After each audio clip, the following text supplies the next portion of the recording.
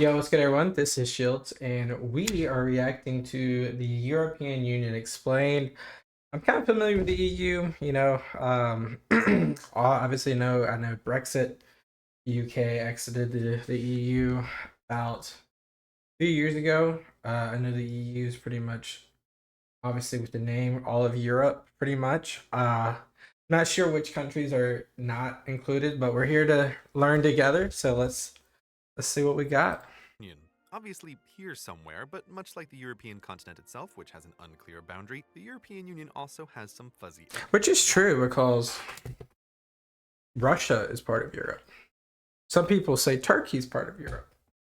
Europe is hard to define. Edges to it. To start, the Or official is it members of easy the to European define? Union are, in decreasing order of population, Germany, France, the United Kingdom, Italy, Spain, Poland, Romania, the Let's say that again. The European Union also has some fuzzy edges to it. To start, the official members of the European Union are, in decreasing order of population, Germany, France, the United Kingdom. This video might be a little old. 11 years ago. Whoops. All right. We're going to pretend that we're reacting to this in 2013. Let's go. Italy, Spain, Poland, Romania, the Kingdom of the Netherlands, Greece, Belgium, Portugal, the Czech Republic, Hungary, Sweden, Austria, Bulgaria, Denmark, Slovakia, Finland, Ireland, Croatia, Lithuania, Latvia, Slovenia, Estonia, Cyprus, Luxembourg, and Malta. Okay. So in 2024, I know the UK, as of Northern Ireland, Wales, Scotland, and England, are not part of the EU. Ireland might still be. But what other countries? We got like the Balkan states that are not. Turkey is not. It looks like was that Moldova, Ukraine, Belarus. Forget what country's right above Belarus. And Poland. And then interesting, Norway's not in it. And then also interesting that Switzerland's not in it. But so I guess Switzerland is unanimously, not unanimously, but historically neutral. So is this like a declaration of allyship? If I guess it is, right? The edges of the EU will probably continue to expand further out as there are other countries in various stages of trying to So that's Iceland top, right? Yeah. become a member. How the EU works is hideously complicated and a story for another time, but I love CGP. Go subscribe. Go subscribe to CGP. for this video, you need know only three things. First, countries pay membership dues, and second, vote on the laws they all must follow, and third, citizens of member countries are automatically European Union citizens as well. That's a huge plus. It's huge plus. Well, this last means that if you're a citizen of any of these countries, you are free to live and work and retire in any of the others, which is nice, especially if you think your country is too big or too small or too hot or too cold. The European Union gives you options. I still feel like it's weird that Norway's not part of it. By the way, did you notice how all three of these statements have asterisks attached to this unhelpful footnote? Well, get used to it. Europe loves asterisks that add exceptions to complicated agreements. These three, for example, point us towards the first bit of border fuzziness with Norway, Iceland, and Little Liechtenstein, none of which are in the European Union, but if you're an EU citizen, you can live in these countries, and Norwegians, Icelanders, or Liechtensteiners can live in yours. Okay, so that makes sense. Why? In exchange for freedom of movement of people, they have to pay membership fees to the European Union, even though they aren't a part of it, and thus don't get a say in its laws that they still have to follow. That's like taxation without representation, right? That's what the United States fought for. This arrangement is the European Economic Area, and it sounds like a terrible deal were it not for that asterisk which grants EEA, but not EU members, a pass on some areas of law. Notably farming and fishing, something a country like, say, Iceland might care quite a lot about running themselves. Between the European Union Okay. I understand. And the European Economic Area, the continent looks mostly covered, with the notable exception of Switzerland, who remains neutral and fiercely independent, except for her participation in the Schengen area. If you're from a country that keeps her borders extremely clean and or well patrolled, the Schengen area is a bit mind-blowing because it's an agreement between countries to take a meh approach to borders. In the Schengen area, international boundaries look like this. No border. That's, I mean, that's so cool. It's so weird too, right? Because like we're like, especially if you're from the US, you're kind of used to more of a like a border patrol type thing. Officers or passport checks of any kind. You can walk from Lisbon to Tallinn without identification or the need to answer the question business or pleasure. For Switzerland, being part of Schengen but not part of the European Union means that non-Swiss can check in anytime they like, but they can never stay. This kumbaya approach to borders isn't appreciated by everyone in the EU, most loudly the United Kingdom and Ireland, who argue that island. It's so funny that bulldog is so like a part of the culture of the United Kingdom, and I'm curious.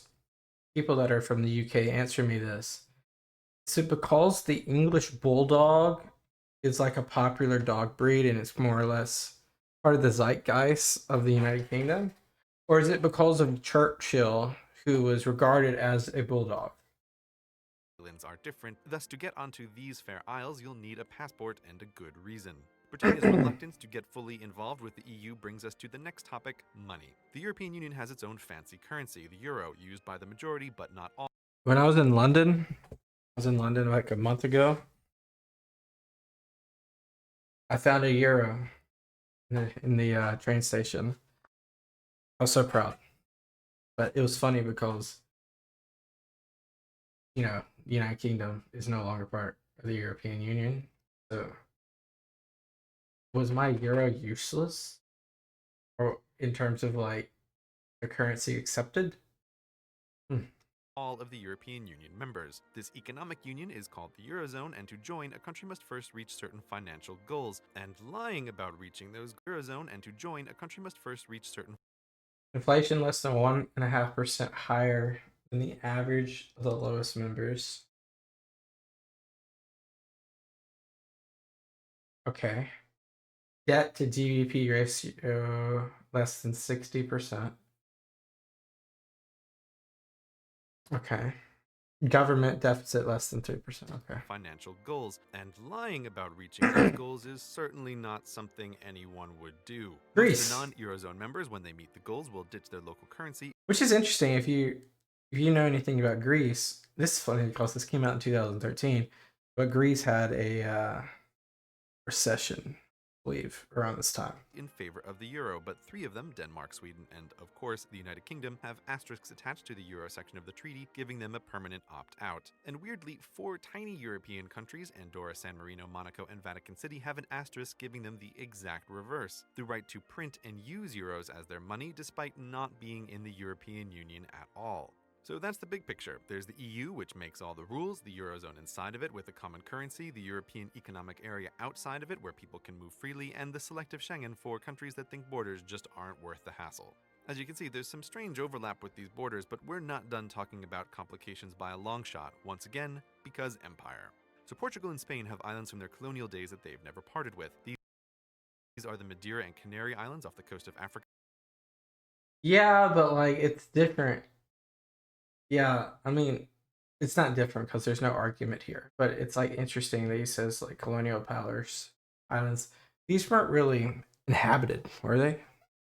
Maybe I'm just clueless, but I would imagine they're inhabited And the Azores well into in the Atlantic. 1800s. Because these islands are Spanish and Portuguese, they're part of the European Union as well. Adding a few islands to the EU's borders isn't a big deal until you consider France, the queen of not letting go. She still holds on to a bunch of islands in the Caribbean, Yep. off the coast of Madagascar, Yep. and French Guiana in South America.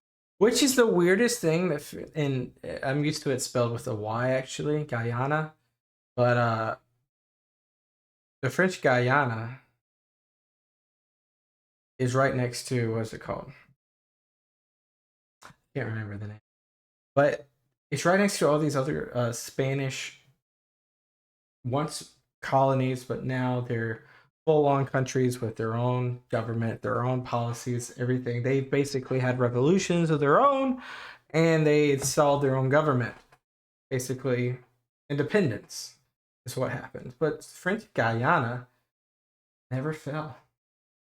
I feel like unless there's like a embeddedness of French culture in the French Guyana, and there's just such a culture to stay a part of the Commonwealth, as if not even well, I guess it would be part of their Commonwealth, sort of like Australia, New Zealand, Canada, Falkland Islands to the UK to England. But I'm curious, will French Guyana ever break apart?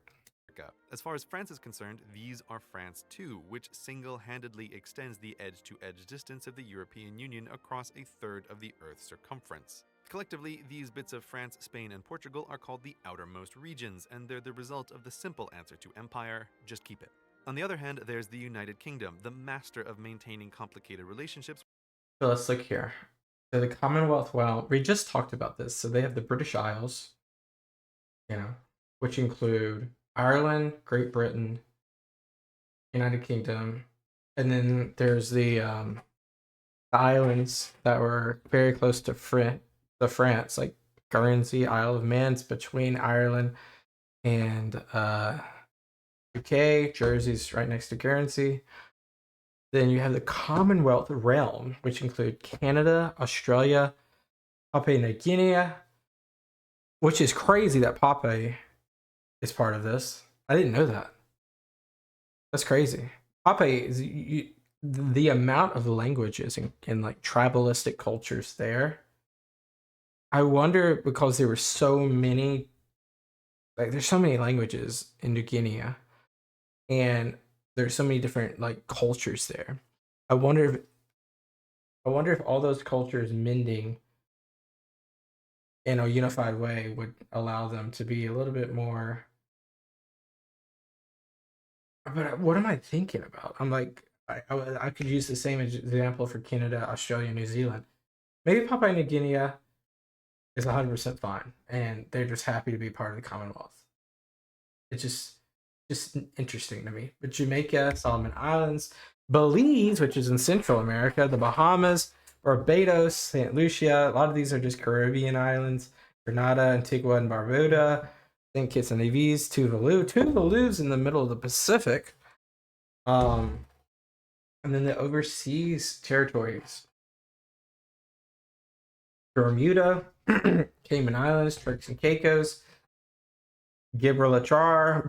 I can't speak. The British Virgin Islands, Akrotiri and Decalia, Anguilla, St. Helena, Ascension, Tristan da Cunha, Montserrat, which is a really interesting font, the British Indian Ocean Territory, South Georgia, South Sandwich Islands, the Falkland Islands, which are very fun. There was actually a war around that. The British Antarctic Territory, and the Pitcairn Islands. That was pretty much just me trying to pronounce everything. But, wow, I forgot that they have that much. With her quasi-former lands, and she's by no means alone in this on such an empire-happy continent. The Netherlands and Denmark and France, again, all have what the yeah, Denmark has, and then that, gosh, it's so weird. It's just so weird, isn't it? The European Union calls overseas territories. They're not part of the European But the US Union, has those too. A bottomless Guam, well of asterisks due to their complicated relationships with both the European Union, Marshall and Islands, etc., etc. which makes it hard to say anything meaningful about them as a group. But in general, European Union law doesn't apply to these places, though in general, the people who live there are European Union citizens because in general, they have the citizenship of their associated countries. There's got to be some pros and cons for reasoning of why they're doing it. But in general, other European Union citizens can't freely move to these territories, which makes these places a weird semi-permeable membrane of the European Union proper, and the final part we're going to talk about in detail, even though there are still many more one-off asterisks you might stumble upon, such as the Isle of Man, or those Spanish cities in North Africa, or Gibraltar, who pretends to be part of southwest England sometimes, or that region in Greece where it's totally legal to ban women, or Saba and friends, who are part of the Netherlands and so should be part of the EU but aren't, or the Faroe Islands, upon which while citizens of Denmark live, they lose their EU citizenship, and on it goes. Interesting. These asterisks almost never end, but this video must.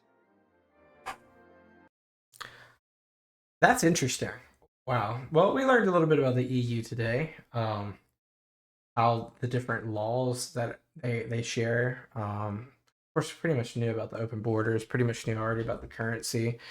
But just also reemphasizing like the craziness of how these colonial powers in the 1700s, 1600s, then into the 1800s really just went at arms against anything that they could find on the globe with. And it's so crazy to think about how these expeditions to find these islands, which wasn't the main part of this video by any means, but it just reemphasizes the interestingness about it, where they'll go as far as the Falkland Islands, the Faroe Islands, Tuvalu, just like crazy, most bizarre, random spots on the earth that has habitable potential land. It's just interesting, at bare minimum. Appreciate you guys watching this with me. Hope you learned something. I think I learned something. Uh, I'll see you guys next time. Hit that subscribe button. Peace out. Bye bye.